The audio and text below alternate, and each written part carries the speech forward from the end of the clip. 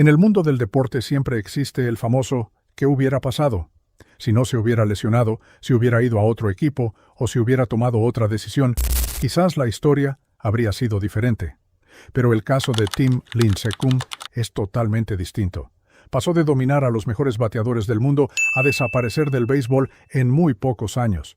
Un pitcher que antes de los 25 años ya tenía más premios Cy Young que muchas leyendas del montículo, amado en San Francisco y pieza fundamental del equipo que conquistó 3 series mundiales. Pero ahí es donde surge la gran pregunta: ¿cómo se derrumbó tan rápido el pitcher más dominante de las grandes ligas?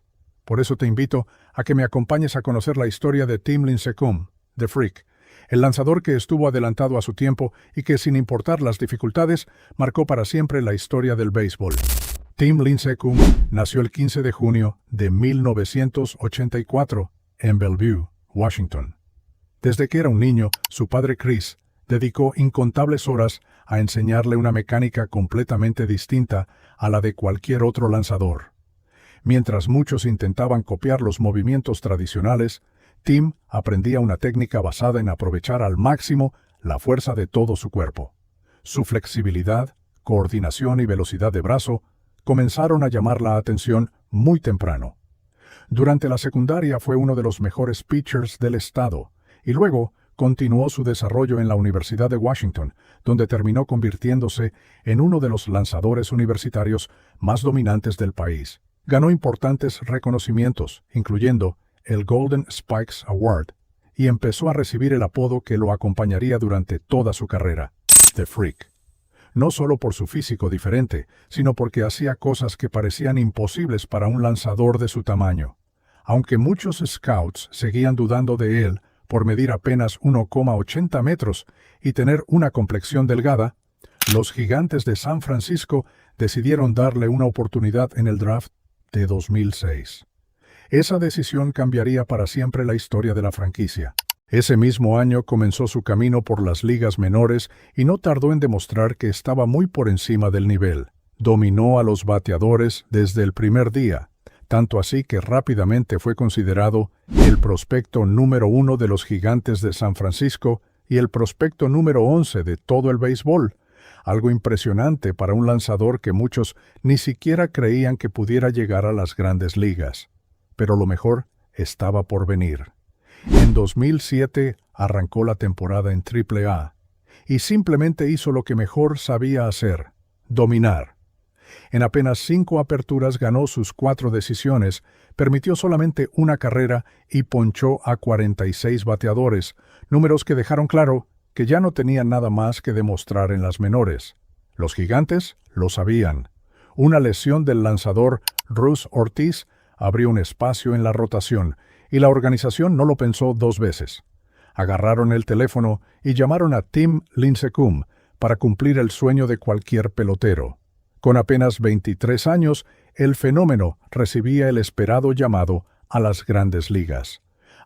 El esperado debut de Tim Lincecum llegó el 6 de mayo de 2007 frente a los Phillies de Filadelfia. Como era de esperarse, los nervios estuvieron presentes y las cosas no salieron como muchos imaginaban. Lanzó 4,1 entradas, permitió 5 carreras, ponchó a 5 bateadores y cargó con la derrota. Aunque el resultado no fue el mejor, hubo algo que llamó la atención de todo el mundo del béisbol: la facilidad con la que ponchaba a los bateadores, con una mecánica completamente fuera de lo común. El muchacho flaco que muchos scouts habían descartado ya estaba demostrando que tenía el talento para competir al máximo nivel. Apenas 5 días después llegaría su segunda apertura y esta vez sí enseñaría un adelanto del fenómeno que estaba por nacer.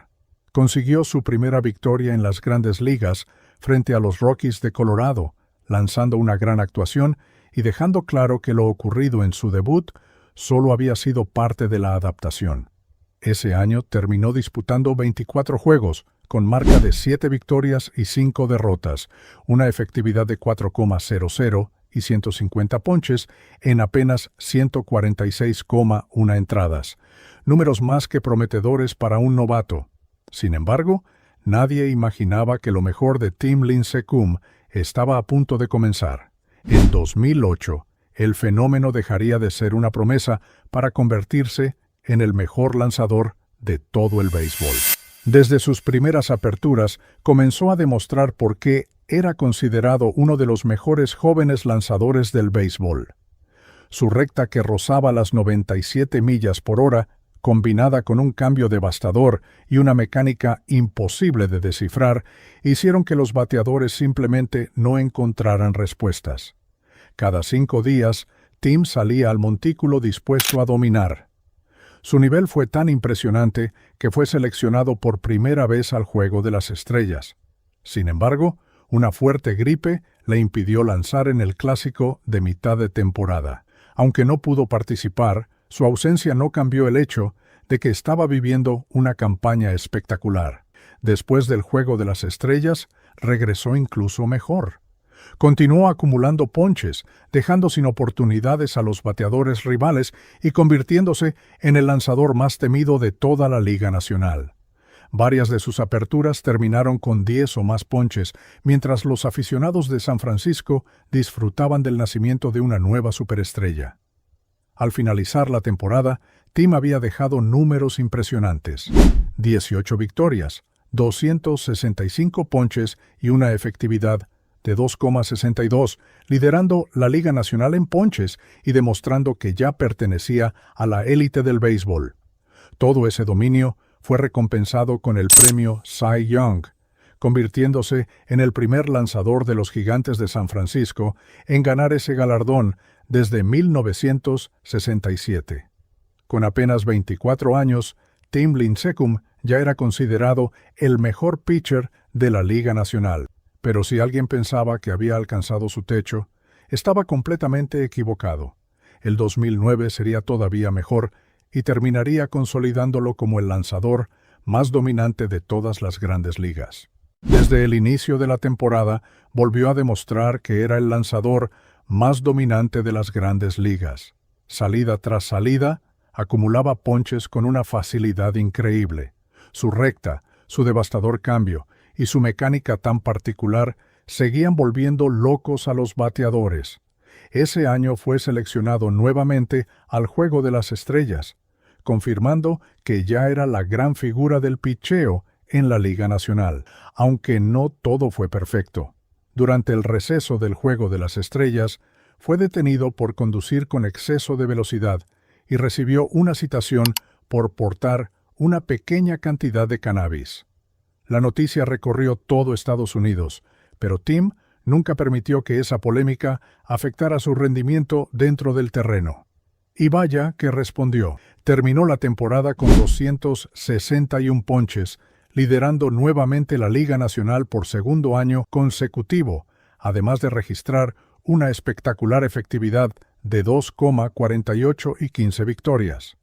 Uno de los momentos más impresionantes del año llegó el 3 de julio, cuando ponchó a 15 bateadores de los Cardenales de San Luis, estableciendo una marca personal y demostrando que ningún line-up podía descifrar sus lanzamientos. Pocas semanas después, volvió a hacer historia al convertirse en el primer pitcher en casi una década en liderar la Liga Nacional en ponches durante 2 temporadas consecutivas, algo reservado para los mejores de los mejores. Todo ese dominio le permitió conquistar su segundo premio Cy Young consecutivo, convirtiéndose en el primer lanzador en la historia de las grandes ligas en ganar 2 Cy Young en sus 2 primeras temporadas completas. Aunque no todo era tranquilidad para el fenómeno, durante la temporada baja sufrió unos espasmos musculares en el antebrazo derecho que encendieron las alarmas dentro de la organización.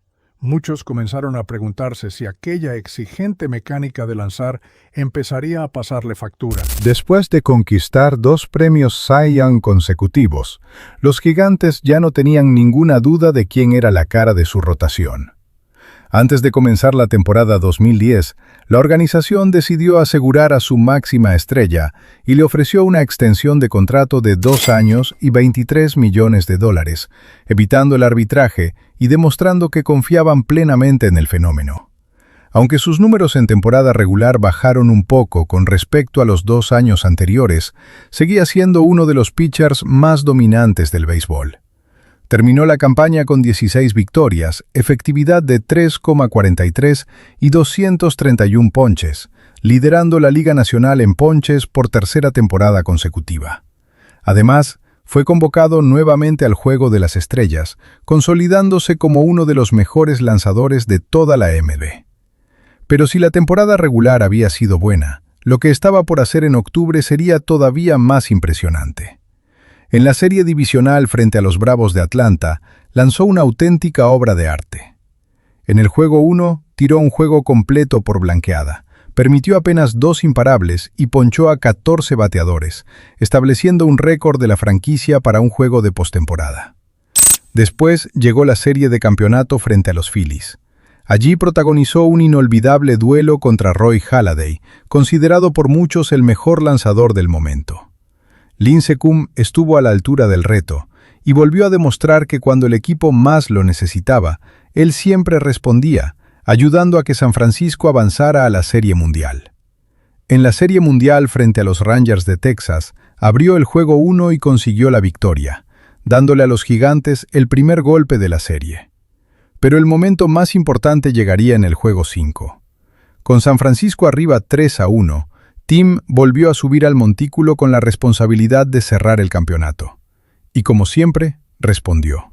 Lanzó 8 entradas, permitió apenas una carrera y 3 imparables, además de ponchar a 10 bateadores, encaminando la victoria 3-1 que le dio a los Gigantes su primera serie mundial desde que la franquicia se mudó a San Francisco. Su postemporada fue simplemente espectacular. Abrió 4 juegos, ganó los 4, lanzó 37 entradas, ponchó a 43 bateadores y terminó con una efectividad de 2,43. Gracias a ese dominio, fue reconocido con el Babe Ruth Award, premio que distingue al jugador más valioso de toda la postemporada. Una locura con solo 26 años. Tim Lincecum llegaba al 2011 como uno de los mejores lanzadores del planeta. Y aunque su marca de victorias no fue tan llamativa, la realidad era muy diferente. Los Gigantes simplemente no le daban apoyo ofensivo. En muchas de sus aperturas lanzaba auténticas joyas, pero sus compañeros no producían las carreras suficientes para respaldarlo. Aún así, el fenómeno terminó la temporada con una excelente efectividad de 2,74, 220 ponches, y fue convocado por 4ª vez consecutiva al Juego de las Estrellas, demostrando que seguía perteneciendo a la élite del picheo. Lamentablemente, San Francisco no pudo defender su campeonato y quedó fuera de la postemporada, pero lo peor estaba por llegar. El 2012 marcaría el inicio de la caída del fenómeno. Desde el comienzo de la temporada, algo no se veía bien. Su velocidad había bajado, ya no tenía el mismo dominio y los bateadores comenzaban a hacerle mucho más daño. Por primera vez en su carrera, parecía un lanzador completamente diferente. Los números lo demostraban. Terminó con 10 victorias, 15 derrotas y una efectividad de 5,18, la peor de toda su carrera. Las críticas aparecieron de inmediato, y muchos aseguraban que la exigente mecánica con la que había dominado el béisbol durante tantos años finalmente le estaba pasando factura. Sin embargo, cuando llegaron los playoffs, Tim volvió a demostrar el corazón que siempre lo caracterizó. Bruce Bochy tomó una decisión difícil, sacarlo de la rotación y utilizarlo como relevista largo. Lejos de molestarse, el fenómeno aceptó el nuevo rol y terminó siendo una de las piezas más importantes del campeonato. Al finalizar la postemporada, Lincecum lanzó 13,1 entradas, permitió solo 4 carreras, registró una efectividad de 2,70, ponchó a 17 bateadores y limitó a los rivales a un promedio de apenas 0,196. En 2013, el fenómeno seguía sin parecerse al de sus años de gloria. Su recta ya no tenía la misma velocidad y cada salida generaba más dudas que certezas. Terminó la temporada con récord de 10 victorias y 14 derrotas, además de una efectividad de 4,37, números muy alejados de aquel pitcher que había ganado 2 premios Cy Young consecutivos. Sin embargo, cuando muchos ya lo daban por terminado, Tim recordó al mundo quién era. El 13 de julio de 2013 lanzó el primer no-hitter de su carrera frente a los Padres de San Diego. Aquella noche ponchó a 13 bateadores y volvió a demostrar que, aunque ya no dominaba como antes, todavía era capaz de regalar actuaciones históricas. Pero el declive seguía avanzando. En 2014 logró otra hazaña que parecía imposible. El 25 de junio volvió a lanzar un no-hitter, otra vez frente a los Padres de San Diego. Se convirtió en apenas el segundo lanzador en la historia de los Gigantes en conseguir 2 juegos sin hits ni carreras y demostró que el talento seguía ahí, aunque ya no aparecía con la misma frecuencia. Ese mismo año, los Gigantes volvieron a conquistar la Serie Mundial, dándole a Tim su tercer anillo de campeón. Sin embargo, su papel ya era muy diferente al de 2010.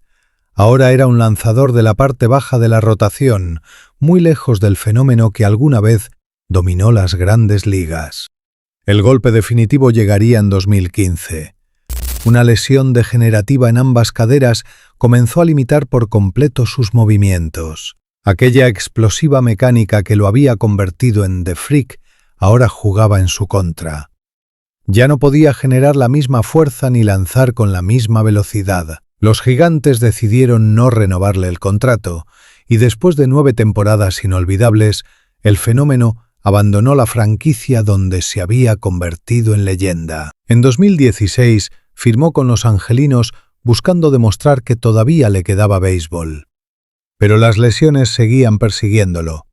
Apenas pudo realizar unas pocas aperturas antes de volver a quedar fuera por problemas físicos. Todavía intentó un último regreso en 2018 con los Rangers de Texas.